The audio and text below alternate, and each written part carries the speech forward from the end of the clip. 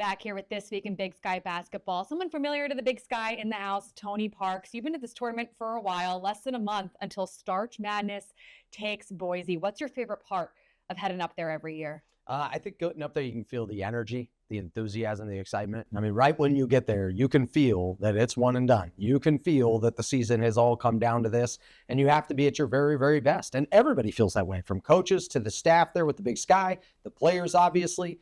Joe and I definitely feel that responsibility to be that way. It's truly the ultimate Big Sky experience. It's the way it should feel when you get there, and it's the way it should feel when you watch the games. It's your fourth year calling the tournament. A lot of great moments. What are some of your favorite that you've been on the call? I don't think there's anything that could beat the Oakland Fort three-pointer against Eastern Washington a couple of years ago. Here come the Lumberjacks.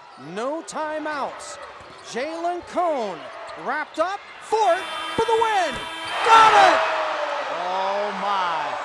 And the one seed is one and done. I mean, this freshman who hadn't hit a three-pointer in nearly a month coming into the tournament, he wasn't really known as much as some of the other players on that team. Northern Arizona was a 5-win team. Had they won the tournament, they would have become the lowest win percentage NCAA tournament team ever, and they nearly pulled it off. But that day, they pulled off this magical upset, and it was truly fitting because that team had their hearts broken more than anybody. They were the ultimate playing winning basketball and making losing plays. Well, suddenly, Lady Luck fell their way, and they couldn't have been more deserving. So being a part of that special moment was second to none.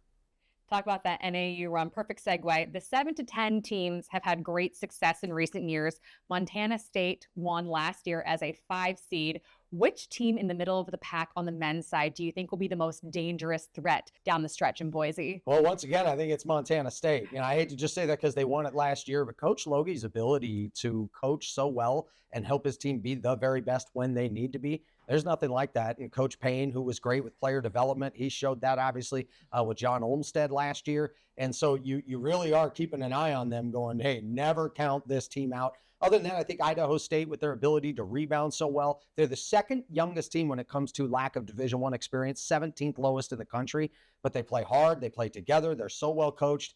They could be a real scare in this thing. And then as far as the 7 to 10 seeds, Eastern Washington has the least amount of D1 experience in the Big Sky, 5th lowest in the country.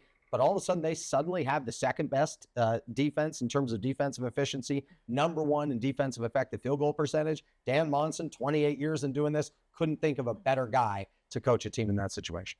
All right, Tony, I'm a first-timer in Boise. There'll be other first-timers there watching their kids play. What are your recommendations of the go-to spots near the arena? Anywhere when it comes to those restaurants. No, you walk around anywhere. Find a pizza joint, find a late-night bar. Find it, there's not a bad burger in that town. You just go around. Just don't go to the chain restaurants. Go to some of the cool places. They have some great food down there. Look, as a Chicago guy, I'm not going to say it's the same, but it definitely is way underrated. When people say, how is Boise? What's that like? I'm like, every single day I'll find something for lunch, something new. So when you go out there, I always tell people, go find your own spots. Don't just follow what I say. There's going to be all kinds of places. Other than that, I spent a lot of time at that Jackson's gas station, because I have a lot of odds and ends to pick up.